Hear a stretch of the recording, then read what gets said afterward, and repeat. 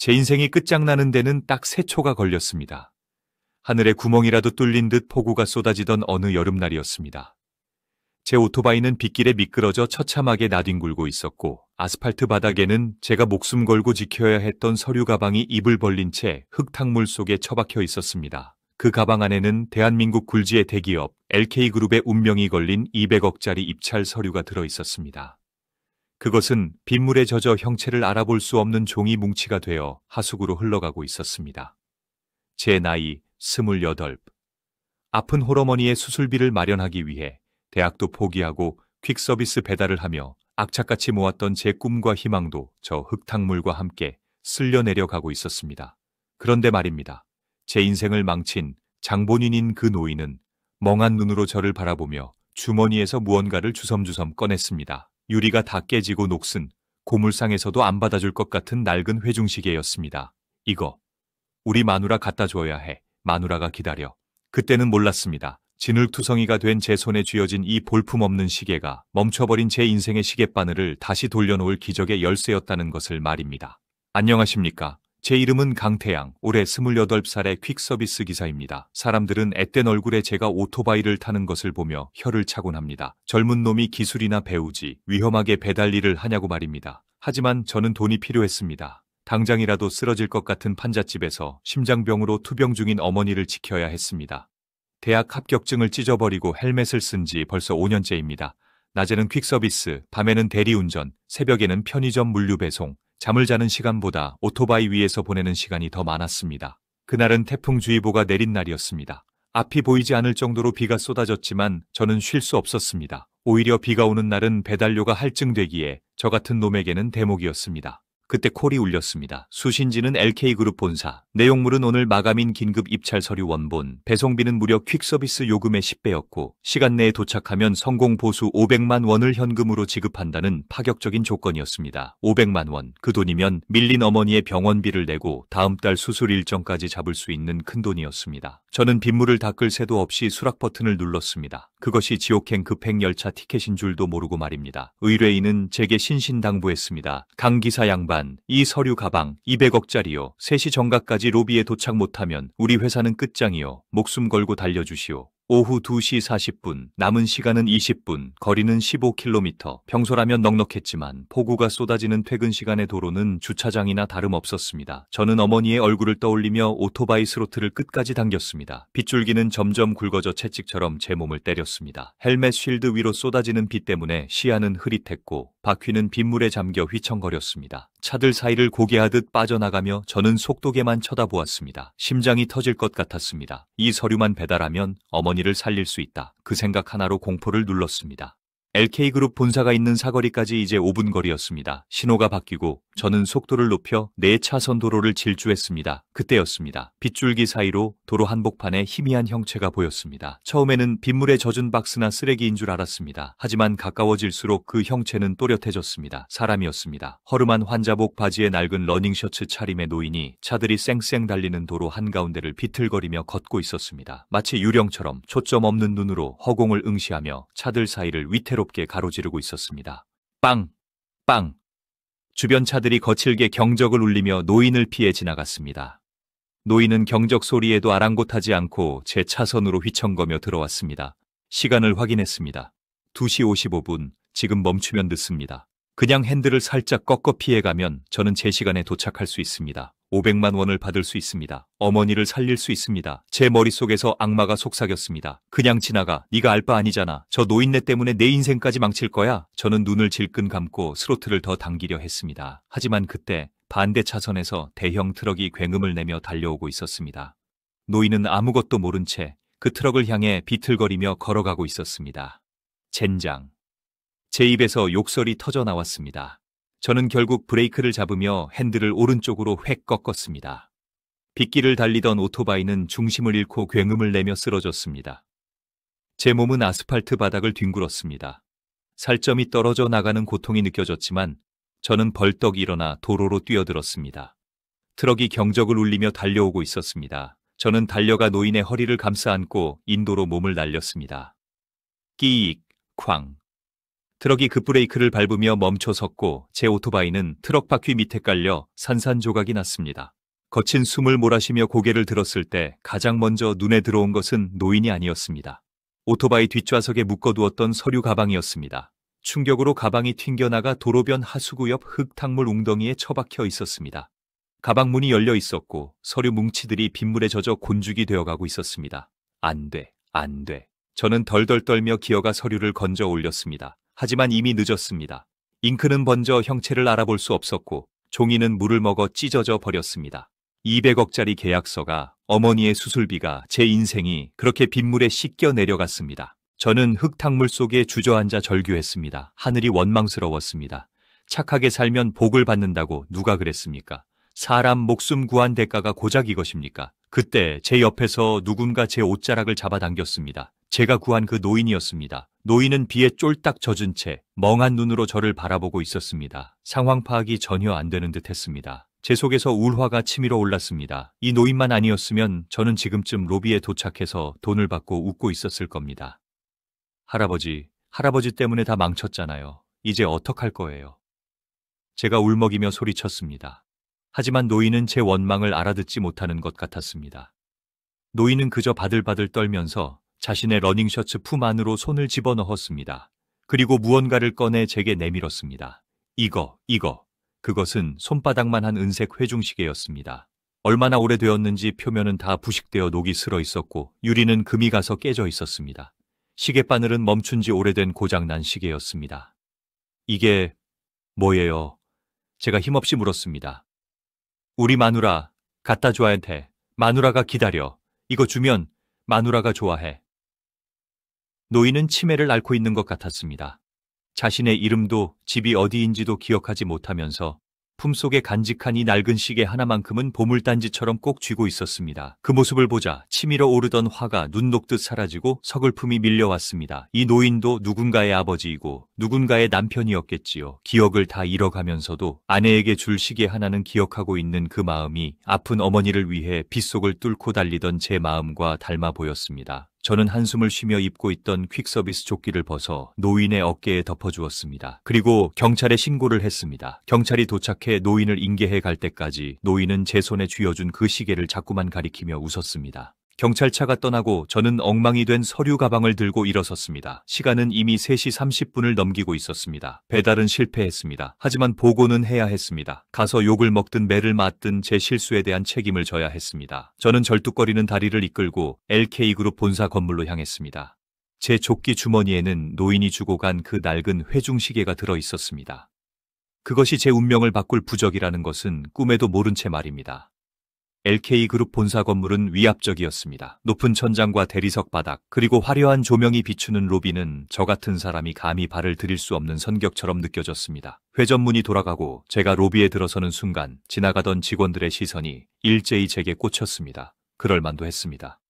머리부터 발끝까지 흙탕물에 젖어 물이 뚝뚝 떨어지는 꼴은 영락없는 물에 빠진 생쥐였으니까요. 다친 팔꿈치에서는 피가 배어나와 찢어진 셔츠를 붉게 물들이고 있었습니다. 저는 안내 데스크로 비틀거리며 걸어갔습니다.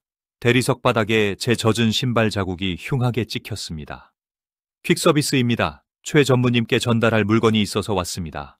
제 목소리는 떨리고 있었습니다. 안내 직원은 제 몰골을 보고 인상을 찌푸리더니 코를 막으며 인터폰을 들었습니다. 잠시 후 엘리베이터 문이 열리고 양복을 입은 중년 남자가 수행원들을 거느리고 달려 나왔습니다. 입찰 담당자인 최 전무였습니다. 그는 시계를 보며 다급하게 소리쳤습니다. 야, 퀵서비스, 시간 다 됐어. 서류 줘, 빨리. 저는 고개를 들 수 없었습니다. 제 손에는 흙탕물에 젖어 퉁퉁 불어버린 가죽 가방이 들려 있었습니다. 최 전무가 제 손에서 가방을 거칠게 낚아챘습니다. 그리고 가방을 여는 순간 그의 표정이 경악으로 일그러졌습니다. 가방 안에는 빗물에 젖어 잉크가 다 번지고 곤죽처럼 찢어진 종이 뭉치만이 들어 있었습니다. 이게 뭐야? 최 전무의 목소리가 로비를 쩌렁쩌렁하게 울렸습니다. 서류 어디 있어? 원본 어디 있냐고. 저는 무릎을 꿇었습니다. 차가운 대리석 바닥에 냉기가 무릎을 타고 올라왔습니다. 죄송합니다. 오다가 사고가 나서 정말 죄송합니다. 사고, 지금 사고라고 했어. 최 전무의 얼굴이 불그락푸르락해지더니 그가 손에 들고 있던 젖은 서류 뭉치를 제 얼굴에 집어던졌습니다. 철썩하는 소리와 함께 젖은 종이들이 제 뺨을 때리고 바닥에 흩어졌습니다. 야, 이 새끼야. 이게 얼마짜린 줄 알아? 200억이야. 200억. 우리 회사 사활이 걸린 입찰이라고. 최 전무는 분을 이기지 못하고 제 어깨를 발로 찼습니다. 저는 힘없이 뒤로 나뒹굴었습니다. 로비에 있던 수많은 직원과 방문객들이 가던 길을 멈추고 우리를 쳐다보았습니다. 수치스러웠습니다. 쥐구멍이라도 있으면 숨고 싶었습니다. 하지만 저는 다시 일어나 무릎을 꿇고 빌었습니다. 어머니의 병원비가, 제 인생이 이 사람의 손에 달려 있었으니까요. 전무님, 죄송합니다. 제가 어떻게든 변상하겠습니다. 제발 한 번만 봐주십시오. 변상? 네가 내 놈 목숨을 100번 내놓아도 이 종이 한 장 값도 안 돼. 어디서 굴러먹던 퀵서비스 주제에 감히 내 일을 망쳐? 최 전무는 이성을 잃은 듯 했습니다. 그는 제 멱살을 잡고 일으켜 세우더니 손바닥으로 제 뺨을 후려 갈겼습니다. 짝 하는 날카로운 소리가 로비에 울려 퍼졌습니다. 입안이 터져 비릿한 피맛이 느껴졌습니다. 경비 뭐해? 이 자식 당장 끌어내. 그리고 경찰 불러. 업무 방해에 손해배상까지 싹 다 청구해서 인생 종치게 만들어줄 테니까. 최 전무의 고함에 덩치 큰 보안 요원들이 달려왔습니다. 그들은 제 양팔을 꺾어 잡았습니다. 저는 짐승처럼 질질 끌려갔습니다. 바닥에 떨어진 젖은 서류 조각들이 마치 제 찢겨진 꿈 조각들처럼 보였습니다. 어머니, 죄송해요. 아들이 못나서 정말 죄송해요. 눈물이 빗물과 섞여 뺨을 타고 흘러내렸습니다. 이게 무슨 소란인가 그때였습니다. 로비의 공기를 단숨에 얼어붙게 만드는 낮지만 위험 있는 목소리가 들려왔습니다. 소란스럽던 로비가 순식간에 쥐 죽은 듯 조용해졌습니다. 제 팔을 꺾고 있던 보안 요원들도, 씩씩거리던 초의 전무도, 구경하던 직원들도 모두 동작을 멈추고 한 곳을 바라보았습니다. 회전문이 열리고 백발이 성성한 노부인이 들어오고 있었습니다. 단아한 정장 차림의 지팡이를 짚고 있었지만 그 눈빛만은 형형하게 빛나고 있었습니다. LK그룹의 창업주의자 살아있는 전설 장미희 회장이었습니다. 그녀의 뒤로는 비서실장과 임원들이 병풍처럼 따르고 있었습니다. 최 전무가 사색이 되어 달려갔습니다. 회장님 나오셨습니까? 별일 아닙니다. 그냥 잡상인이 와서 행패를 부리길래 처리하는 중이었습니다. 행패? 내 눈에는 자네가 행패를 부리는 것 같군. 장 회장은 차갑게 일갈하며 최 전무를 지나쳐 제 쪽으로 걸어왔습니다. 그녀는 보안 요원들에게 눈짓을 했습니다. 요원들이 황급히 제 팔을 놓아주었습니다. 저는 바닥에 주저앉은 채 고개를 들 수 없었습니다. 초라한 제 모습이 부끄러워 견딜 수가 없었습니다. 장 회장은 제 앞에 멈춰 섰습니다. 그리고 허리를 굽혀 바닥에 흩어진 물건들을 바라보았습니다.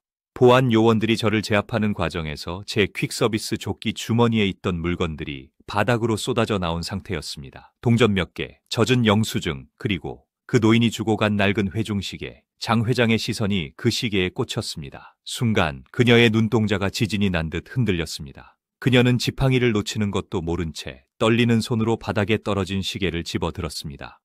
유리는 깨지고 녹이 슬어 볼품없는 그 은색 시계를 그녀는 마치 깨지기 쉬운 보물을 다루듯 조심스럽게 감싸 쥐었습니다. 이 시계. 장 회장의 목소리가 가늘게 떨렸습니다. 그녀는 시계의 뒷면을 확인했습니다. 그곳에는 달고 달아 희미해졌지만 분명히 어떤 이니셜이 새겨져 있었습니다. J&M, 영원한 사랑을 맹세하며. 으흐흐. 장 회장의 입에서 터져 나온 것은 말이 아니라 오열이었습니다. 천하를 호령하던 여 회장이 그 많은 사람들 앞에서 아이처럼 통곡하기 시작했습니다. 최 전무도 비서실장도 저도 아무도 감히 말을 걸 수 없었습니다. 한참을 울던 장 회장이 젖은 눈으로 저를 바라보았습니다. 그 눈빛은 방금 전의 냉철함은 온데간데 없고 간절함과 두려움으로 가득 차 있었습니다. 그녀가 제 어깨를 잡고 물었습니다. 청년, 말해보게. 이 시계 어디서 났나? 제발 말해주게. 이 시계 주인 어디 있나?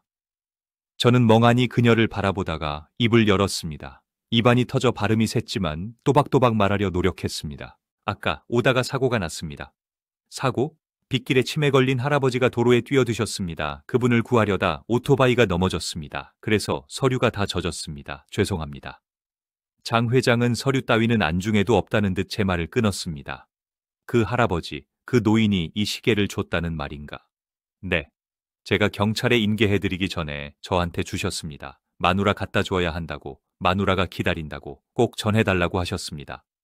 그 말을 듣는 순간 장 회장은 그 자리에 털썩 주저앉았습니다. 그리고 제 손을, 흙탕물과 피로 얼룩진 제 더러운 손을 두 손으로 꼭 잡았습니다. 그녀의 눈물이 제 손등 위로 뚝뚝 떨어졌습니다. 여보, 살아있었군요. 살아있었어. 그 시계는 40년 전 부도로 쫓기다 실종된 그녀의 남편이 유일하게 가지고 나갔던 예물이었습니다. 성공한 뒤 평생을 찾아 헤맸지만 생사조차 알 수 없었던 남편. 죽은 줄만 알고 가슴에 묻었던 그 사람이 제 도움으로 목숨을 건지고 이 시계를 보낸 것입니다. 로비에 있던 모든 사람이 숨을 죽였습니다. 200억짜리 입찰 서류가 쓰레기가 된 그 자리에서 40년의 세월을 뛰어넘은 기적이 일어나고 있었습니다. 장 회장의 지시로 LK그룹의 모든 일정이 중단되었습니다. 로비 앞에는 회장의 전용 리무진이 대기했고 저는 젖은 퀵서비스 조끼를 입은 차에 그 차에 상석에 앉게 되었습니다. 제 옆에는 대한민국 재계 서열 5번째의 장미희 회장이 마치 죄인처럼 고개를 숙인 채 떨리는 손으로 낡은 회중시계를 어루만지고 있었습니다. 그녀의 눈에서는 하염없이 눈물이 흘러내려 비단 스카프를 적시고 있었습니다. 기사 양반, 경찰서로 가게, 신호를 무시해도 좋으니 제일 빨리 가게. 장 회장의 목소리는 간절했습니다. 경찰서로 향하는 차 안에서 저는 그녀의 입을 통해 기막힌 사연을 들을 수 있었습니다. 40년 전 그녀와 남편은 작은 섬유 공장을 운영하던 젊은 부부였다고 합니다. 하지만 지독한 불경기에 거래처가 부도를 내면서 부부는 하루아침에 막대한 빚더미에 앉게 되었습니다. 빚쟁이들이 매일같이 찾아와 행패를 부렸고 살해 협박까지 받는 지경에 이르렀습니다. 그러던 어느 날 새벽 남편이 사라졌습니다. 식탁 위에는 이혼 서류와 짧은 편지 한 통, 그리고 결혼 예물이었던 이 회중시계만이 남겨져 있었습니다. 여보, 나랑 있으면 당신까지 죽어. 내가 다 안고 갈 테니 당신은 부디 새 삶을 찾아. 이 시계 팔아서라도 밥은 굶지 마. 미안해, 사랑해. 남편은 아내에게 빚을 떠넘기지 않기 위해 스스로 사망 처리되기를 바라며 험한 세상 속으로 잠적해버린 것입니다. 장 회장은 그날 이후 이를 악물고 일했습니다. 남편이 목숨 걸고 지켜준 자신의 삶을 헛되이 할 수 없었기에 악착같이 돈을 벌어 지금의 LK그룹을 일궈냈던 것입니다. 성공한 뒤 전국을 뒤지며 남편을 찾았지만 생사조차 확인할 수 없었다고 합니다. 그런데 죽은 줄만 알았던 남편이 바로 오늘 제 눈앞에 나타났던 것입니다. 경찰서에 도착하자마자 장 회장은 신발이 벗겨지는 줄도 모르고 뛰어들어갔습니다. 지구대 한 구석 낡은 소파에 그 노인이 앉아 있었습니다. 제가 덮어준 퀵서비스 조끼를 여전히 어깨에 두른 채 멍하니 허공을 바라보고 있는 초라한 노인. 그가 바로 LK그룹 장미희 회장의 남편 이명수 씨였습니다. 여보, 장 회장이 노인 앞에 무릎을 꿇었습니다. 여보, 나예요, 미희예요. 노인은 천천히 고개를 돌려 장 회장을 바라보았습니다. 하지만 그의 눈동자는 초점이 없었습니다. 치매는 그의 기억 속에서 사랑하는 아내의 얼굴마저 지워버린 듯 했습니다. 장 회장은 가슴을 치며 오열했습니다. 왜 이러고 있어요? 내가 당신 얼마나 찾았는데 왜 나를 못 알아봐요? 그때였습니다. 노인의 시선이 장 회장의 손에 들린 낡은 회중시계에 꽂혔습니다. 순간 멍하던 그의 눈빛이 미세하게 흔들렸습니다. 노인은 떨리는 손을 뻗어 시계를 만졌습니다. 그리고 아주 느리게 갈라진 목소리로 입을 열었습니다. 이거 우리 미희 줘야 하는데. 미희가 이거 좋아하는데 나 때문에 고생만 한 우리 미희. 기억은 사라졌어도 사랑은 가슴에 남아 있었습니다. 자신의 이름조차 잊어버린 그가 아내의 이름과 그녀에게 줘야 한다는 사실만은 본능처럼 기억하고 있었던 것입니다. 장 회장은 남편을 와락 끌어안았습니다. 미안해요. 늦게 찾아서 미안해요. 이제 아무데도 가지 마요. 내가 지켜줄게요. 지구대 안은 순식간에 눈물바다가 되었습니다. 저도 경찰관들도 모두 눈시울을 붉히며 그 기적 같은 재회를 지켜보았습니다.